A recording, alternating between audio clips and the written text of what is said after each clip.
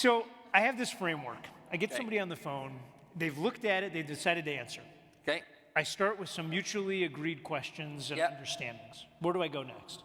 Well, what you're then going to look to be able to do is to take some form of past, present, future arc. And this is easy because you've got the mutually agreeable fact. The past thing is a version of what's happened since. That's the thing you're going to question about, is to take me from the last moment we were connected up until right now. Now, if I said to you that we did business together a few months ago or a few years ago and that times have now changed, a lot's moved in the market, are you folks still living in the house? You say, yeah, we're still living here. You say, well, what's changed? Bring me up to speed on everything that's happened with you guys since. Let them go.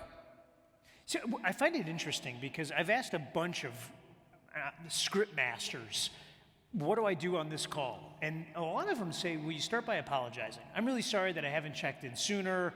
I should have checked in with you before. You're not taking that tact at all. Well, you're forcing reciprocity where it's fake. What's reciprocity mean? Reciprocity means that we are creating some quid pro quo between us, that because I didn't do what I said I was going to do, if I say sorry, then now we're back to even. But you're not actually that sorry, and they know you're not actually that sorry. It's not true. Wow. So what we're doing is we're dancing around this whole thing, and everybody's placating the conversation. They are and you are, and we're going to dance in this for another 96 seconds, and then we're going to agree that you can check in again at some point in the future, and then you're going to be back on the drip. Yet it's low value.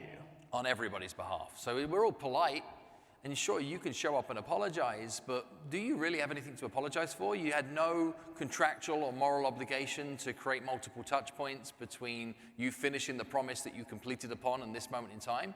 I don't believe there's necessarily something to apologize for.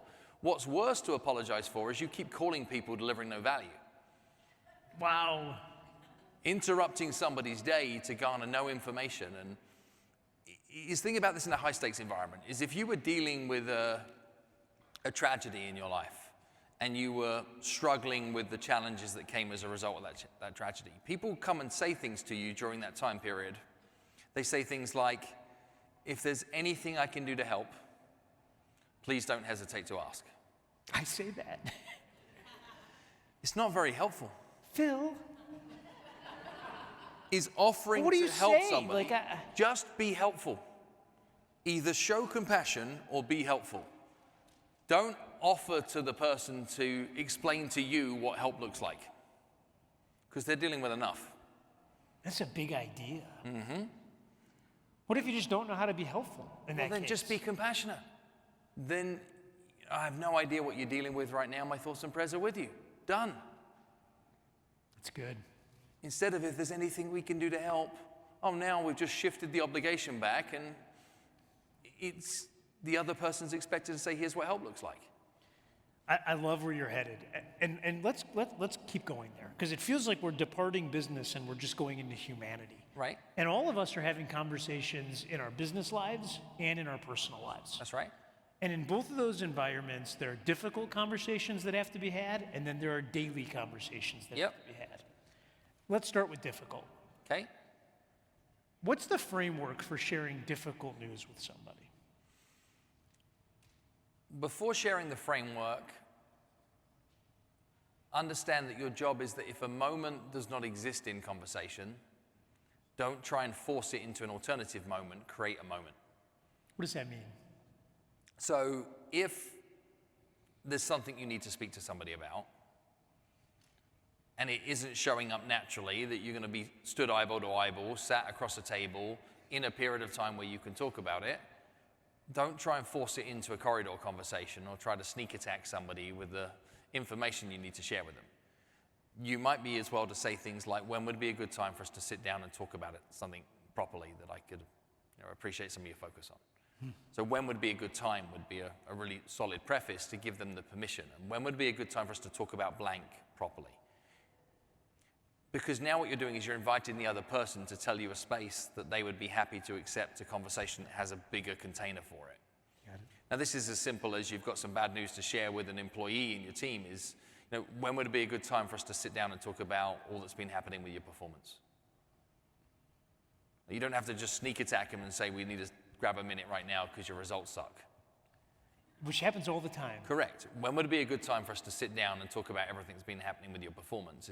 Is they've now got some permission to align their own thinking, their own head, etc., to show up to that conversation in the right frame of mind. You have a giant org chart. Okay. Like it's huge. I know this. And you've gotten to be lucky to promote people. Yep. And you've also had to let people go. Yep. And everyone listening to this podcast is kind of in the same boat. Right. So let's talk about the difficult conversation. When Right. you need to get out of business or out of relationship with somebody, Yep. is there a framework that you use? Are there words that we can say? You could use a framework that is past, present, future. How would that work? It's funny how much this stuff repeats, right? So what am I going to do is I'm going to get permission with a when would be a good time. It's not that different to an OFQ. And what I've now got is them sat in a conversation. So I'm going to then use another fact that might be, well, we started this journey back in 2022 because, and you said that what you'd be able to do was to bring this and this and this and this and this, and what we said that we'd bring was this and this and this, and we both had aspirations about this being in a very different situation than the one we're in right now. You see how that's fact, fact, fact, fact, fact, fact, fact? Yes. Is there anything there that I've said that you disagree with? No. It's a question. Easy to answer, nothing. So what I'm then going to say is, so what's changed for you since we started in 2022 and now? Invite you. So where are we at? So now what? This is more of a dialogue than a monologue. And I think when people get out of relationship, they tend to monologue through the entire thing. And we have this mic drop, I told them. And the thing is, they leave the conversation not at peace. They're not whole with their side of the argument, so that animosity lives in them. And okay, great, you fired somebody today. Now that person is loaded, running out into the world, sharing whatever version of truth they do about you. And whether you like it or not, whether it's true or not, that there is collateral damage to the reputation that is caused by what leaves their mouth. Yes. So take the time to be able to allow it to have enough airtime in line with the size of the change you're asking them to make. Like if somebody worked with you for 2 weeks in a part-time role, in a temporary position, and you said, 2 weeks ago we set out with the journey of you being able to provide some additional support to us to be able to help with blank, blank, and blank, and that you've managed to be able to do this, this, and this, but you haven't managed to be able to show up for this, this, and this. Is there anything about that I've shared that isn't true? And they say, no, that's all true. You say, well, what's changed for you since when you said that you wanted to be able to strive for more with us 2 weeks ago and where you're at today? They say, I don't know, I'm not sure whether, and they start adjusting all over you, right? And then what you do is you say, so where does this leave us? I tell you what's changed for you and where does this leave us are two very powerful questions in that framework. Right. And then you can say, so where do we go from here? And they say, well, what are my options? And I say, well, the way I see it is you have 3 options. Yeah. And all I'm doing is using the work in the book. I'm just playing the notes. All right, well, so let's flip it. Let's say, because I know we have people that listen to this that work for someone else. How do I go in and ask for a raise? Okay. Well, if you're looking to ask for a raise, you need an opening fact question. I'm not going to get away from opening fact question. It's the easiest way to start a conversation with permission to create a container for the bigger conversation you want to have. Wow. So think about your polite opening is if I'm coming to Jason for a raise, I'm going to say, hey, Jason, I've really enjoyed working with you so far, right? There's an opening. The mutually agreeable facts are that I know that what you're committed to being able to achieve is blank and blank and blank and blank. And I know that some of the challenges we're having in the organization is blank and blank and blank and blank. And I think through our conversations is that you believe that I have some skills to be able to help with blank and blank and blank and blank. Like these are mutually agreeable facts. You're like, yep, that's right, that's right, that's right. I'd say if I could help influence some of those things, would that be something that's of value to you? Yes. Yeah. This mutually agreeable fact. Easy to answer question. It really changes the framing. Correct. Now you've said yes. I'm going to then use past, present, future. I'm going to say, well, what have you enjoyed about the value you've had from me working for you so far? And you're going to go, ba-dum, ba-dum, ba-dum, ba-dum. I'm going to say, so where are we at right now? Is where we're at right now, or do you see room for growth for the future? So I see huge amounts of growth for the future. I say, if I'm going to do more for you in the organization, do you think it's going to be fair that you pay me the same, less, or do you think it's an opportunity to pay me more? It's pretty good. But what's so interesting is I put you as someone who had to fire somebody, and you asked a ton of questions. And then I put you as somebody who's asking a raise, and you asked a ton of questions. In both times, you seized complete control of the conversation, all through questions. Correct. We live in a world where people are like, ready, fire, aim. And I don't get it. Why would you not take a moment to ready yourself and then choose where you're aiming and only then pull the trigger? So how does that show up in your personal life? Because a friend of mine is a coach, a real estate coach, works for an amazing organization called MAPS, and literally wakes up every day and helps people live the biggest life they can. Right. It's fantastic. And I said, well, how does that work at home with your spouse? And he said, well, she always says, don't coach me. Right? Don't use your coaching Jedi mind tricks on me. It has to show up does your significant other recognize these patterns and say, Phil, yeah, stop doing that? Absolutely. Absolutely. And I think we have to accept that there are multiple versions of ourselves.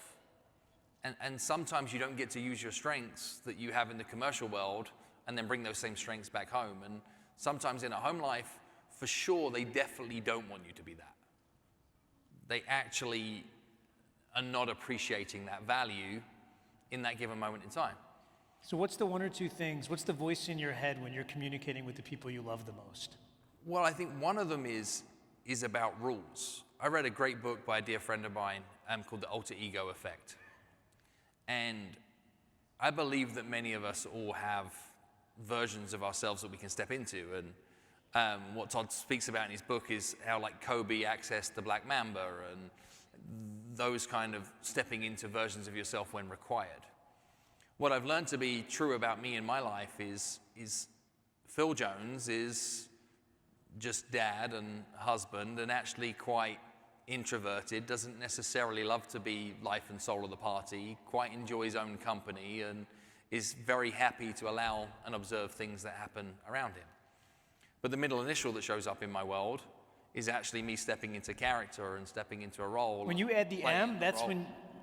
Yeah. So Phil M. Jones is different than Phil Jones. In a number of ways, it gives me permission to show up differently. Wow. And I think otherwise is you can get exhausted. Did you see the movie Over the Top? Yes. When he turns the hat around and he becomes the arm wrestling? That's alter ego, yeah. So good.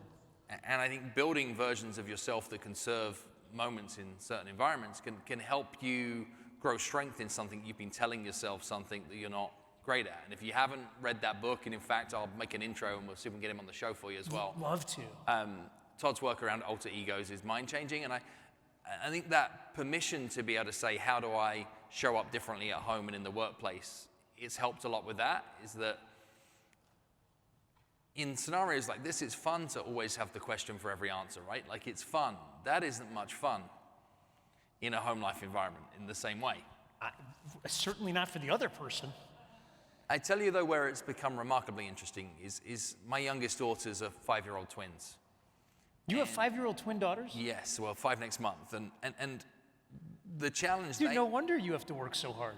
That's so good. The challenge they have, they're identical twins, they live an identical life.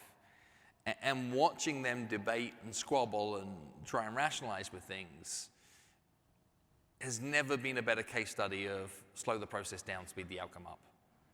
There's never been a greater example of reassurance that the work that I teach is necessary than helping 2 infants work around a squabble as to who should have what and when there is no upper hand through who's oldest, who's more right, who's more precious, etc. They are like the exact same DNA version of each other, and helping navigate those situations and see the bigger picture has been a big test for slowing down, strategically being more curious, helping them see things from other people's points of view so they can not win arguments between who's right and who's wrong, which is how we often solve disputes, right? Sure. But actually realize that that wasn't the argument to be having at all, and can we create a bigger version of right that is inclusive for everybody?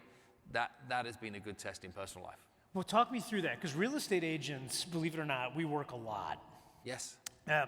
Like we're 24/7. There's a whirlwind that is our industry, and in some cases, I would tell you every real estate agent is in a family business. Right. All of us. I know this because my kid just knocked my open house signs into my Mercedes. And now as a family, we're fixing the car. It's really wonderful for me. We're all in. We're taking calls with the kids in the car. It's this full force. You travel a ton. Yep. How do you find it? I don't like the word balance when it comes to our lives. Right. But how do you find, what are your tricks to showing up at home and still being in Vegas with us for a full week? Like, how are you doing this? An early part of advice that I got from an early mentor was that when you're in the room, be in the room.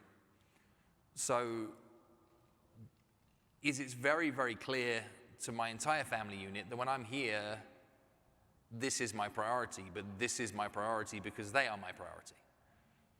So that, that is a known thing, and I've said and communicated back even to my team at home, i.e. my family, is if I can't do this with the wind at my back, if I can't feel the wind at my back, it's kryptonite. So actually, I don't want to be here if it doesn't have wind at back. So if there is ever a scenario that I don't feel that, it turns the work into something I would just rather not do. Wow.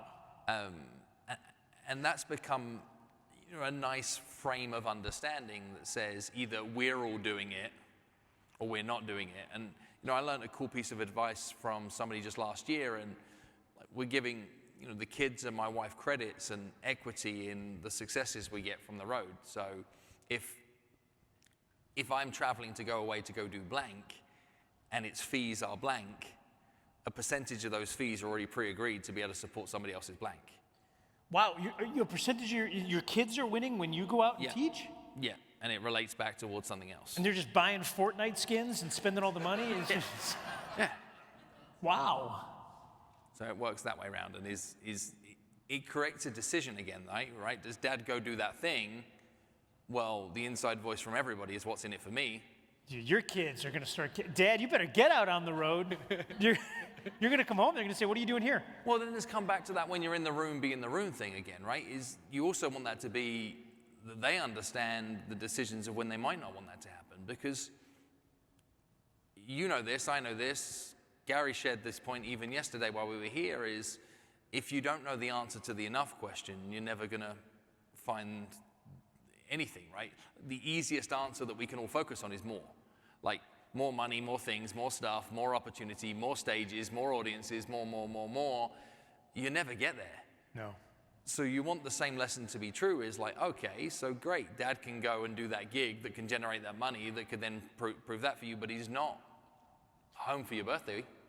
He's not making dinner. We're not going to go take a hike over the weekend together. We're not doing any of those things. So you learn compromise, and we train ourselves to believe that we can have it all and then quickly realize that that wasn't true. It's so good. I think when you don't consider what's important to you in life, then you end up surfing the wave of life. Yep. And wherever that wave goes, you're on it. Right. It's only when you decide what's really important that you decide which waves you're going to take. Yep.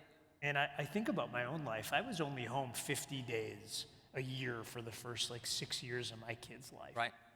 And at the time, it made all the sense in the world. But I look back now, I can't remember what he smelled like when he was a baby, which I know sounds silly probably, but I just wasn't there enough to get it. And now he doesn't smell very good. I think there's a part in it, though, that we can all control that's even more than this, though, is the easier part to influence is not necessarily are you there or are you there? It's what are you doing when you're in those places?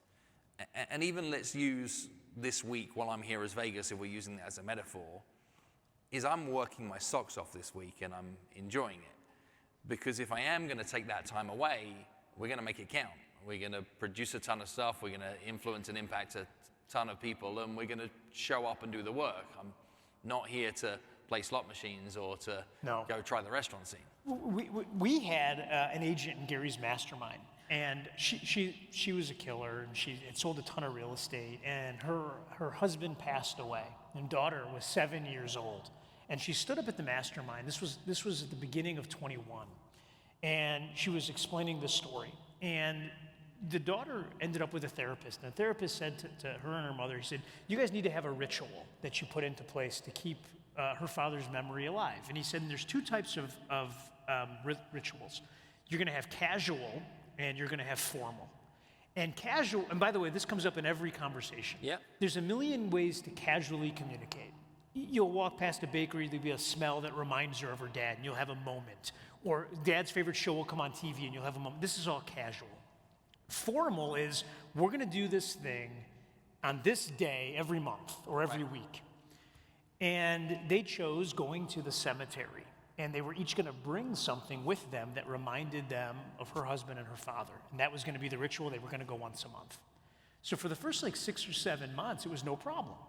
Anyway, in the 8th month, it was the mother who couldn't figure out what to bring that day.